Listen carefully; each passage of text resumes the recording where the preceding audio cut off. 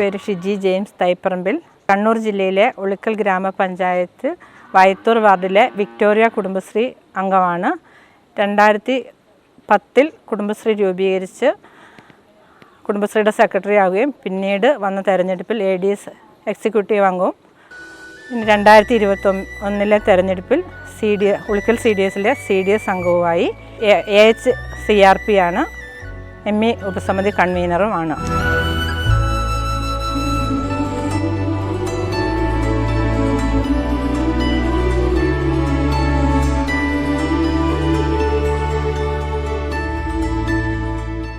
₹50 നിക്ഷേപം വെക്കണം, എൻ്റെ കാര്യമുണ്ട്. അപ്പോൾ അങ്ങനെ ആകുമ്പോൾ എല്ലാത്തിനും ഹസ്ബൻഡിൻ്റെയോ മക്കളുടെയോ മുമ്പിൽ കൈ നീട്ടേണ്ട ഇത് വന്നപ്പോൾ ഞാൻ ഓർത്ത് ഒരു പശുവിനെ മേടിക്കാം. ഒരു പശുവിനെ മേടിച്ച് അതിൽ നിന്നുള്ള വരുമാനം കൊണ്ട് നിക്ഷേപം വെക്കുകയും കുടുംബശ്രീയുടെ നിക്ഷേപം വെക്കുകയും ബാക്കിയുള്ള എൻ്റെ ആവശ്യങ്ങൾക്കൊക്കെ ചിലവാക്കാമല്ലോ എന്നുള്ളതിൽ ഒരു പശുവിനെ വാങ്ങി തുടങ്ങി. സൊസൈറ്റിയിൽ പാല് കൊടുത്തു. കുറേ ഒരു വർഷം 1.5 വർഷമൊക്കെ അങ്ങ് പോയി കഴിഞ്ഞപ്പോൾ ഇങ്ങനെ ഒരാൾ 1/2 ലിറ്റർ പാൽ ആവശ്യപ്പെട്ടു. അപ്പോൾ ആ 1/2 ലിറ്റർ പാല് കൊടുക്കാൻ തുടങ്ങി.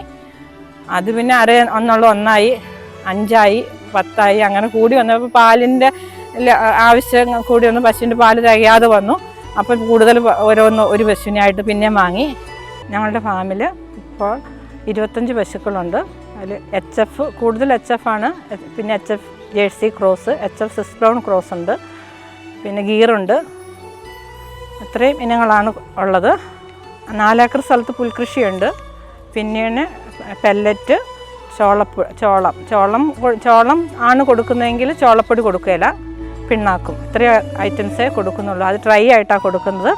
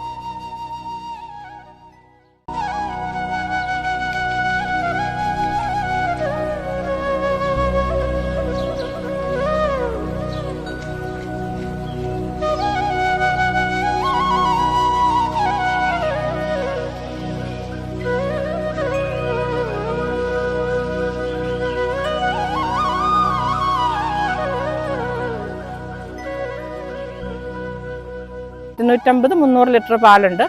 അത് മുഴുവൻ പാലായിട്ട് രാവിലത്തെ പാല് മുഴുവൻ പാലായിട്ട് തന്നെ കുപ്പിയിലാക്കി വീടുകളിൽ കൊടുക്കുവാണ്.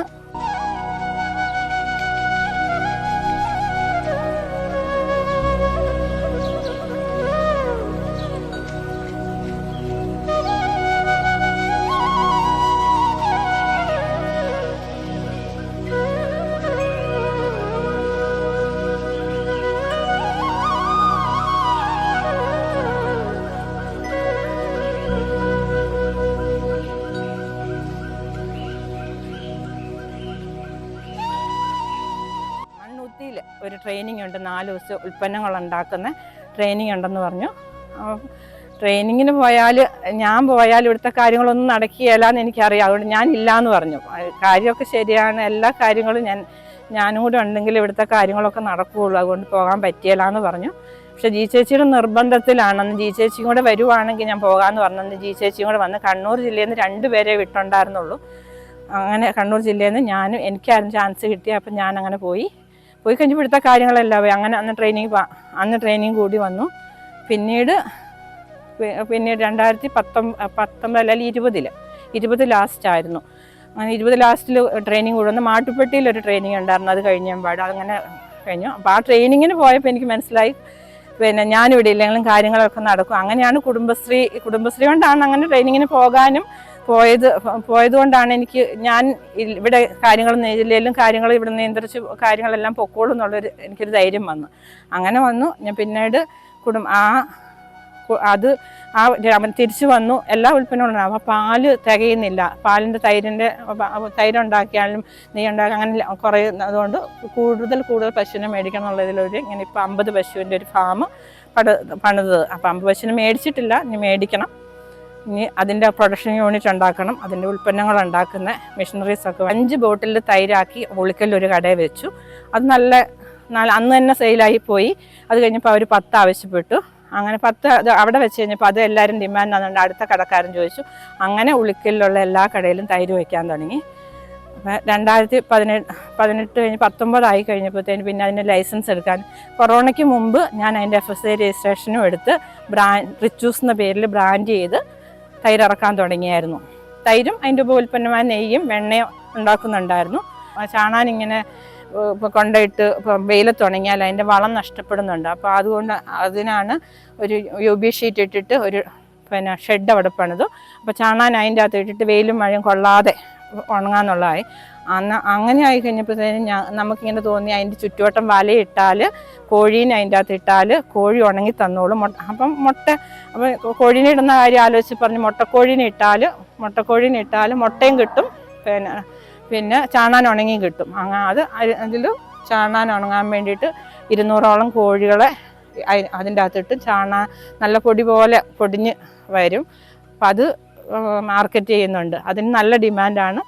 അത് തികയുന്നില്ല, ഓർഡറിനനുസരിച്ച് കൊടുക്കാൻ നമുക്കിപ്പോൾ തികയുന്നില്ലാത്ത ഒരു ഇതാണ്.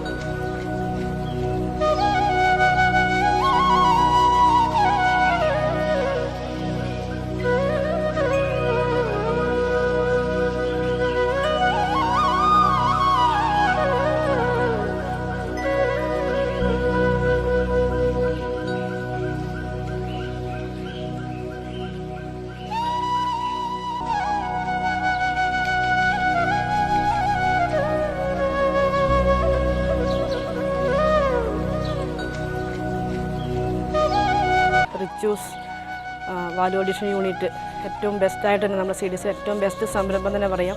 കാർഷിക മേഖലയിൽ അതിനെ കടത്തിവെട്ടാൻ ശരിക്കും പറഞ്ഞാൽ ഉളിക്കൽ പഞ്ചായത്തിലൊരു സംരംഭം ഇല്ലയെന്ന് തന്നെ പറയാം. ജില്ലാ മിഷനിൽ നിന്നും 1,78,000 രൂപ ഫണ്ട് കിട്ടിയിട്ടുണ്ട്. അതിൻ്റെ ഒരു മൂലധന പ്രവർത്തനങ്ങൾക്കും ക്യാപിറ്റലായിട്ടുള്ള അതിൻ്റെ പ്രവർത്തനങ്ങൾക്കെല്ലാം കിട്ടിയിട്ടുണ്ട്.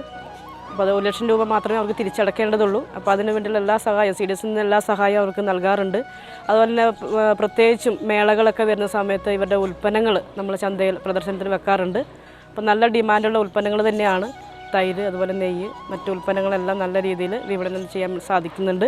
മക്കൾ, എൻ്റെ ഭർത്താവും എല്ലാ കാര്യത്തിലും ഇത്രയും ഒരു എത്താനായിട്ട് എനിക്ക് കഴിഞ്ഞത് അവരുടെ സപ്പോർട്ടുള്ളത് കൊണ്ടാണ്.